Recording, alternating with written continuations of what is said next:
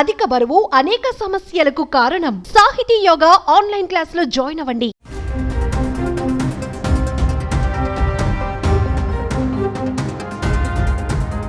Anchor Anasuya ఇప్పుడు యాంకర్గా కంటే నటిగా వరుస పెట్టి సినిమాల్లో నటిస్తున్నారు. గ్యాప్ లేకుండా సినిమాలు చేస్తూ తగ్గేదేలే అంటూ దూసుకుపోతున్నారు. అయితే అనసూయ చేసిన ఓ పోస్ట్ ఇప్పుడు వైరల్ అవుతుంది. నన్ను నమ్మించి మోసం చేశారు అంటూ ఆమె ఆవేదన వ్యక్తం చేశారు. ఇందుకు సంబంధించిన పోస్ట్ ఇప్పుడు వైరల్ అవుతుంది. ఇంతకు అనసూయను మోసం చేసింది ఎవరు? అసలేం జరిగింది?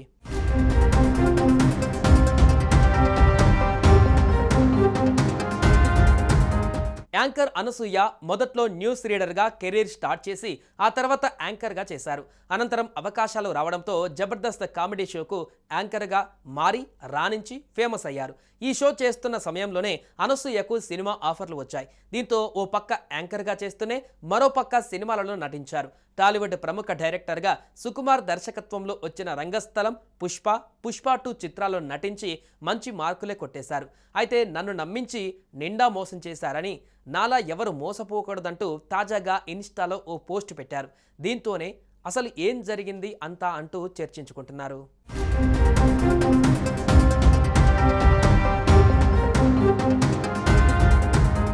ఇంతకు జరిగిందేంటి అయ్యా అని తెలుసుకుంటే అసలు విషయం తెలిసిందే. నెల రోజుల కిందట అనసూయ ట్రిపుల్ ఇండియా అనే క్లాతింగ్ వెబ్సైట్లో కొన్ని దుస్తువులను ఆన్లైన్లో ఆర్డర్ పెట్టారట.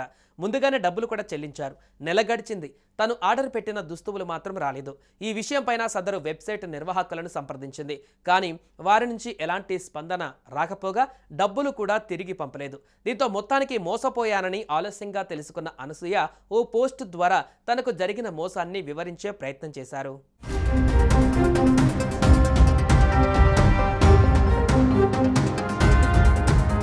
సొంతంగా దుస్తువులు అమ్ముతున్నామని చెప్పి డబ్బులు కాజేస్తున్నారని ట్రిపుల్ ఇండియా వెబ్సైట్ నిర్వాహకులపైన మండిపడ్డారు.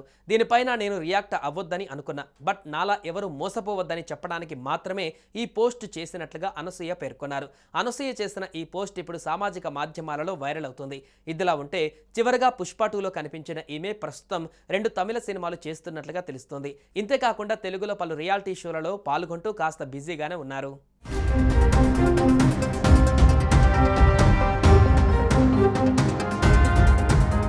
సుమన్ టీవీలో మీ పర్సనల్ అండ్ బిజినెస్ ప్రమోషన్స్ కోసం కింది నెంబర్కి కాంటాక్ట్ చేయండి.